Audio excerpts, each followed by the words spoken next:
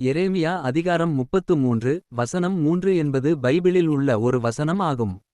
இது தமிழ் மொழியில் பின்வருமாறு கொடுக்கப்பட்டுள்ளது. என்னை நோக்கிக் கூப்பிடு, அப்பொழுது நான் உனக்கு உத்தரவு கொடுத்து, நீ அறியாததும் உனக்கு எட்டாததுமான பெரிய காரியங்களை உனக்கு அறிவிப்பேன். இந்த வசனம் கடவுள் தேவன் தம் தீர்க்கதரிசியாகிய எரேமியா மூலமாக மக்களுக்கு அளித்த ஒரு வாக்குறுதியை வெளிப்படுத்துகிறது. இதன் பொருளை புரிந்துகொள்ள ஒவ்வொரு பகுதியையும் தெளிவாக பிரித்து பார்ப்போம். என்னை நோக்கிக் கூப்பிடு. இது ஒரு அழைப்பு.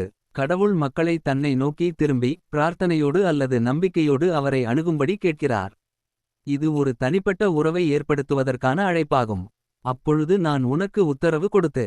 இதில் உத்தரவு என்ற சொல் கடவுள் பதிலளிப்பார் என்பதை குறிக்கிறது. நீங்கள் அவரை அழைக்கும்போது அவர் மௌனமாக இருக்கமாட்டார், மாறாக உங்களுக்கு பதில் அளிப்பார் என்று உறுதியளிக்கிறார். நீ அறியாததும் உனக்கு எட்டாததுமான பெரிய காரியங்களை உனக்கு அறிவிப்பேன். இது வசனத்தின் மிக முக்கியமான பகுதி.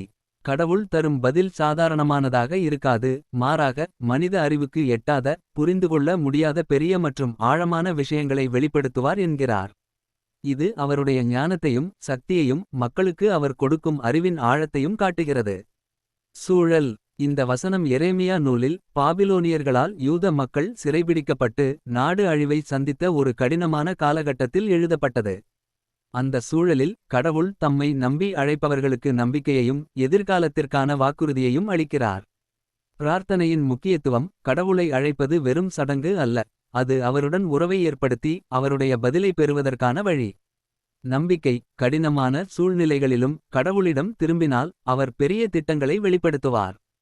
கடவுளின் ஞானம். மனிதர்களால் அறிய முடியாதவற்றை அவர் திறந்து காட்டுவார் என்ற நம்பிக்கை.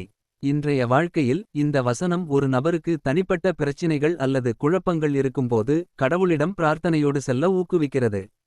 அவர் பதிலளிப்பார் என்றும் அது நம்மால் எதிர்பார்க்க முடியாத அளவுக்கு பெரியதாக இருக்கும் என்றும் நம்பிக்கை தருகிறது.